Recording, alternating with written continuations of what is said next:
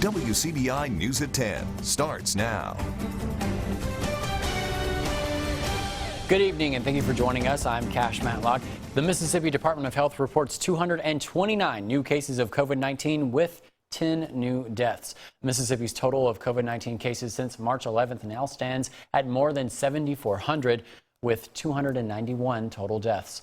The number of Mississippians currently hospitalized with confirmed COVID-19 infection has fallen to 424.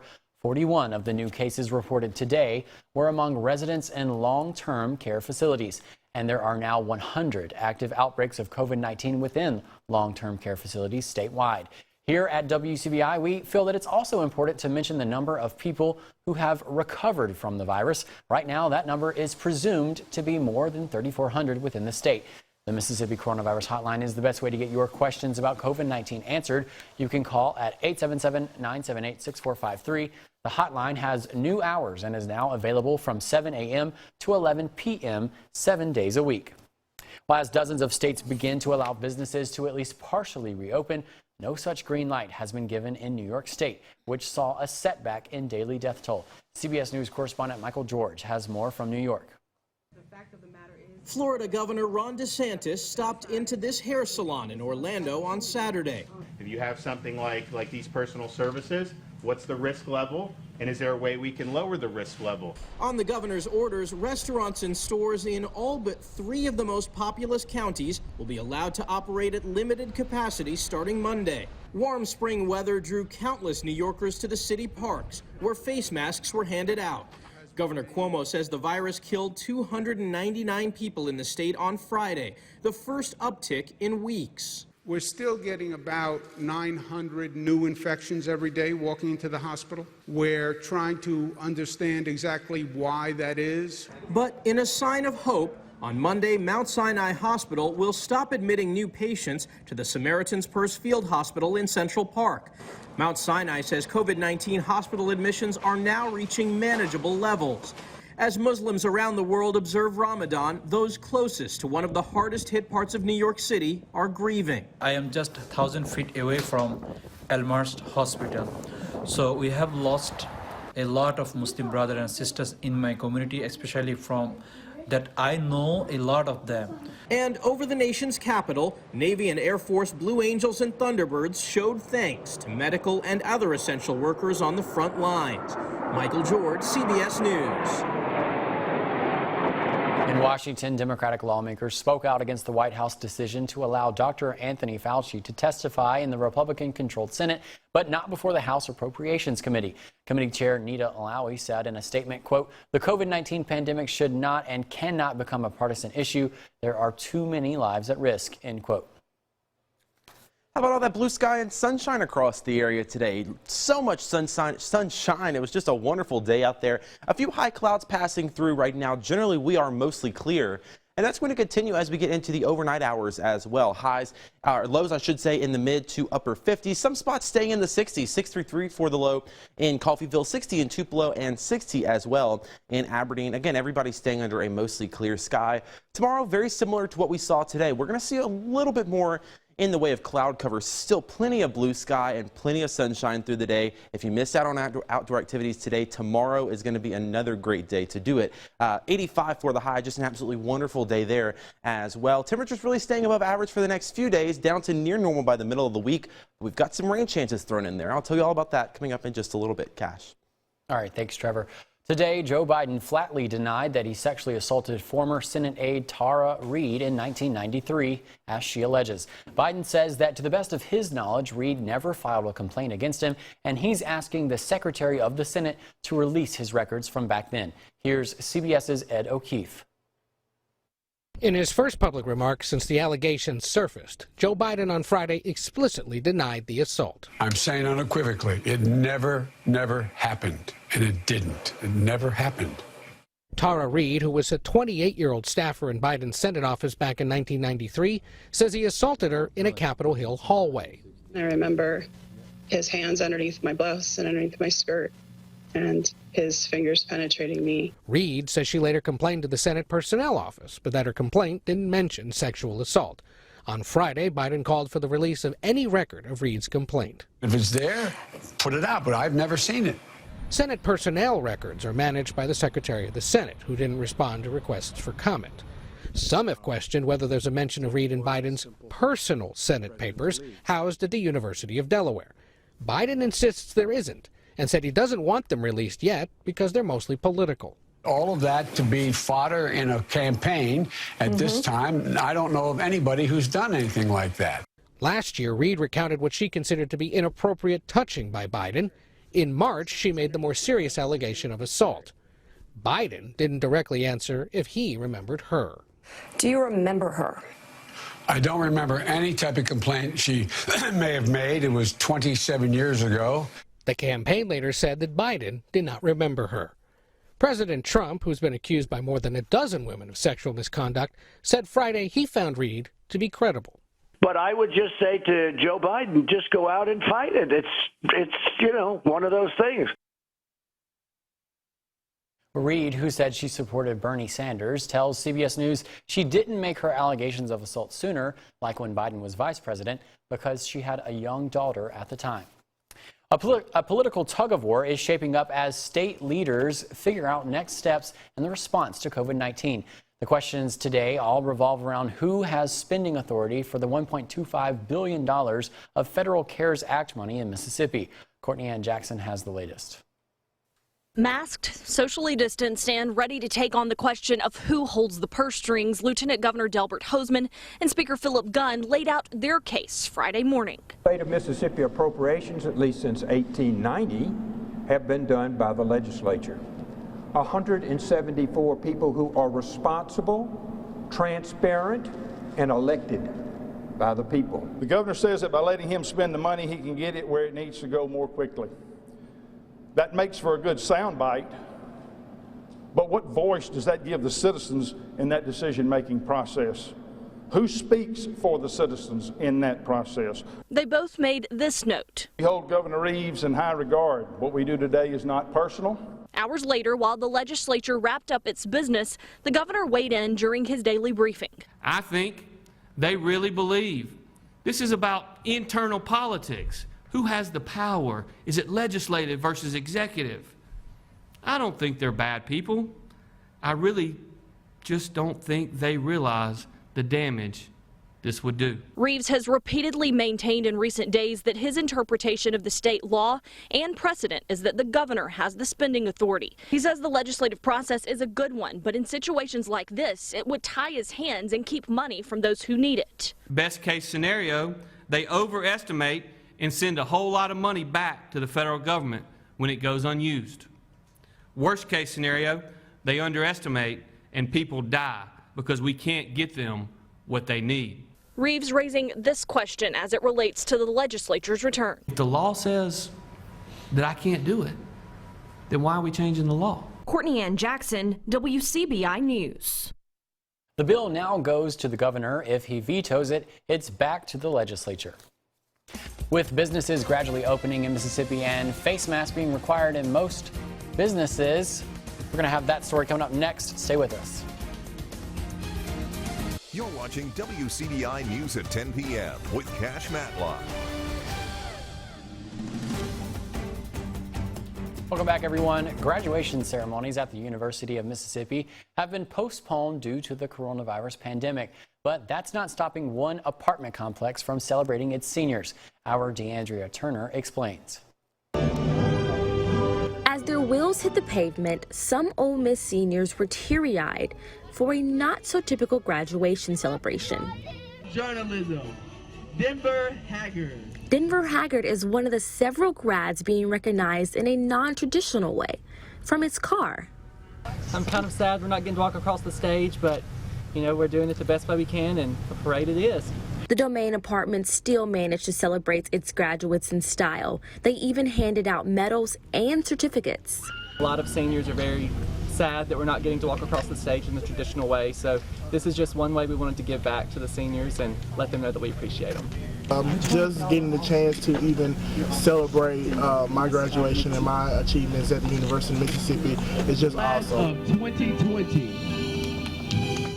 Grad Carl Tart says despite not being able to walk across the stage, he'll always cherish the memories he made. Even though I won't have a traditional graduation, you know, it's all about the work that I put into these last 4 years. It's all about the connections I made with the people.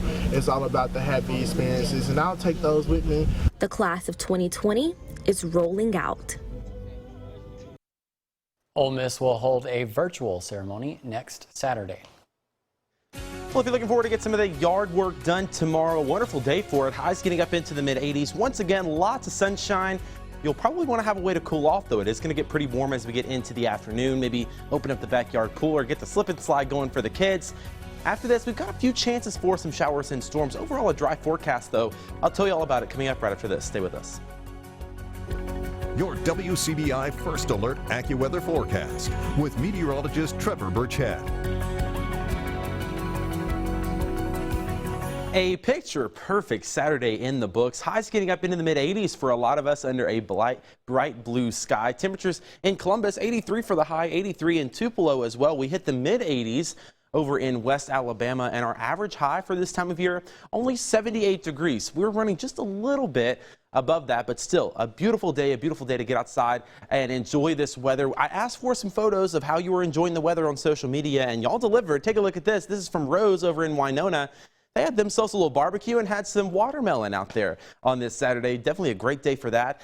In West Point, picked some strawberries. A great day for that as well. Getting out in the sunshine and spending some quality time together. Thank you to Jenny for sending that in from up there in Clay County. And remember, over the next few days, we've got some good weather continuing, and we want to see how you're enjoying it. So send in your photos to us on Facebook, Twitter, and Instagram. You can also email them to us, weather@wcbi.com. And of course, you can send them in to us on our free mobile app for Apple and Android as well. Let me show you the Alpha Insurance Camera Network time lapse from today. Hard to find any clouds. We had some clouds up there in Tupelo. Generally, though, most of us stayed mostly sunny. You see the blue sky in Columbus, Vernon, and Louisville. Even by the end, Tupelo seeing plenty of blue sky as we got into the afternoon and evening hours. Right now in Starkville, 64 degrees, a wonderful night. A mostly clear sky out there and fairly calm there on Highway 12 there at Spring Street and Blackjack Road. Temperatures fall down into the mid to upper 50s, I should say. 58 for the low here in the Golden Triangle. Mostly clear overnight with just a light southerly wind anywhere from 3 to 7 miles an hour. And tomorrow, like I mentioned, really similar to what we saw today. We're going to stay mostly sunny through the day. I think we might see a few more clouds build in here by the afternoon and evening. Generally, though, plenty of blue sky and sunshine. A great day to get out there and enjoy it. Highs getting up into the mid-80s once again with a light southwesterly wind. And again, across the area, I want to show you some of those local communities. Maybe you see your town on the map today. Change it up just a little bit and check in with some other communities. 85 for the high in Caledonia, 83 in Vardaman, 82 in Paris, Mississippi. And over in West Alabama, 84 in Sulligent, and 85 for the high down there in Pickensville in Pickens County. Now, we're going to be dry for the next few days, at least for Sunday and Monday. We've got a slight chance for some showers on Tuesday, and then our next big rainmaker holds off until Friday, and it looks like the weekend is actually going to shape up to be pretty dry. So we've got two little bumps in the road and an overall really nice week. So we're going to play this out for you hour by hour. Here's the cold front approaching the area on Monday. I think most of Monday is dry aside from a sprinkle or two in some spots. Tuesday's the day we're going to watch as this cold front comes through. Certainly possible that some showers or storms pop up right there along the front. Some of those could even last into the overnight hours of early Wednesday morning. By the time you're waking up, you see that band coming through there by about midnight on Tuesday. Overall, though, as I mentioned, a really nice 7-day forecast. Sunday and Monday both looking nice, well above average temperatures, though. Highs in the mid-80s. Some thunderstorms possible on Tuesday, but I think most of us stay dry. Definitely dry for Wednesday and Thursday. Again, we're going to watch Friday for our next rainmaker, but that looks to exit the area by Saturday with highs in the low 70s. After the break, a recipe that's sure to drive you bananas. Quarantine with Courtney is coming up next. Don't go anywhere. Welcome back, everyone. You may know Courtney Robb as one of our sports anchors here at WCBI, but lately she's been the queen of the quarantine. And this week on Quarantine with Courtney, she's got a fun and tasty way to pass the time. Take a look. Greetings, everyone, and welcome back to the quarantine. This time, we're going to be putting these babies to some good use. Obviously, you are going to need these, which are very ripe bananas. Next up, you're going to need a 1/3 cup coconut oil. If you do not have coconut oil, you can always use a 1/3 cup of olive oil. You can use a 1/3 cup of vegetable oil. You can also use a stick of butter if that's what you have on hand. You're also going to want to use a 1/3 cup of honey. You can also use a 1/3 cup of maple syrup. You're going to need a 1/4 cup of milk or water. You're going to need a teaspoon of baking soda, 1 teaspoon vanilla extract, 1 3/4 cup of all-purpose flour. However, I totally know that flour is something that is super hard to come by right now. So use whatever flour you have on hand. If that's cake flour, cool, go ahead and use it. Even if you have pancake mix at home right now, go ahead and use that. 2 eggs. This is the optional part, however, it is very fun and my personal favorite part of any baking concoction. I'm going to be adding in a 1/4 cup of walnuts and a 1/4 cup of chocolate chips because let's face it, chocolate is incredible. And a trusty bread pan. If you don't have a bread pan, use whatever pan you want. You do not need a bread pan. I'm using a bread pan. How many times can I say bread pan? First things first is you're going to want to preheat your oven to 325.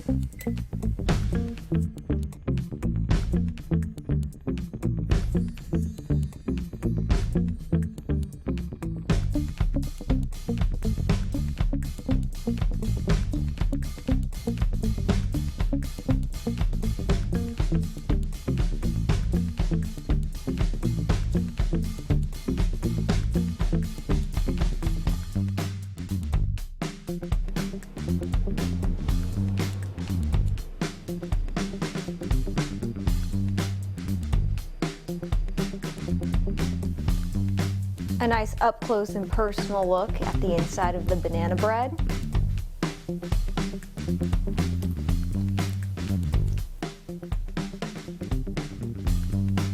This is my completely biased opinion because, as we know, I made the bread. In the quarantine, we rate things on a scale of 1 to 5 naps. 5 naps being the best thing you can spend your time on, and I am rating my own banana bread 5 naps because it is fantastic. Of course, if you go ahead and try my banana bread, make sure you tweet at me and let me know exactly what you think of the recipe, share photos with me, whatever. Also, if you have any recommendations for things that people should be trying with their families or by themselves during this time of quarantine, make sure you let me know. See you back here next time in the quarantine. Welcome back, everyone. Businesses all over the country have had a decrease in sales because of the coronavirus. But that's not the case for a local car dealership, whose sales have actually gone up. Our Savannah Gato has more on the booming car sales. The 0% for 84 months and 0% for 72 months on 20 models from Ford has really helped our new car sales. One of the best, we've been here 10 months, one of the best new car sales months we've had since we've been here because of those incentives. With COVID-19 affecting businesses everywhere, Chris Keene expected sales to go down, but instead it's gone up. With all the environment going on and didn't really know what to expect, but yeah, we expected definitely a decline in sales for April and ended up being exactly the opposite. The dealership has had to take a few new approaches on ways to continue selling vehicles. Yeah, we've had, of course, naturally practicing the 6-foot rule, wiping all the touch points down every couple hours, trying to wipe people's cars down, coming in and out of service best we can. We've had to do a lot of car appraising off-site, some deliveries off-site. So yeah, it's been a different way of doing business, but I think everybody's took it in stride with a good positive. Everybody stayed healthy and everybody stayed positive, so everything's went really well. With these changes, Keene said it has benefited customers. Well, yeah, I think it'll, especially with the off-site deliveries and some of the appraisals off-site, pickup delivery and service, it's probably making it a lot more convenient for customers doing business with us because of some of the things we learned because of this. Not only have Ford sales increased at the dealership, they have increased all over the South. The Memphis region, which we're in, for as Ford was actually up 5% year over year for the entire region. So that says everybody in the South sales were up Ford-wise. As sales keep going up, Keene has needed to hire some extra help at the shop.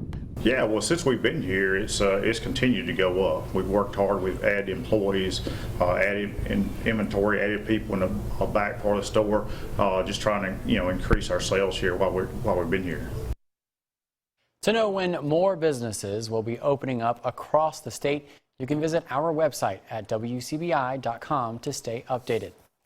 We're going to take a quick break, but when we come back, Trevor is going to have a final look at weather. Stay with us. Well, Trevor, I really don't know how to handle myself because I feel like this is the first weekend in forever that we've actually had decent weather. I mean, I feel like you're always doing severe coverage or something. It seems like it's always something severe on the weekends, and it makes my job a lot easier when it's just sunshine and 85. And I think everybody at home really likes it too. Trust me, we don't want the storms. We would much rather have the sunshine, and that's what we're going to get here for the next couple of days. Sunday looking really nice, highs in the mid-80s. Next chance for rain is going to be on Tuesday and then again on Friday, Cash. All right, thank you, Trevor. And thank all of you for watching us. We'll see you back here tomorrow.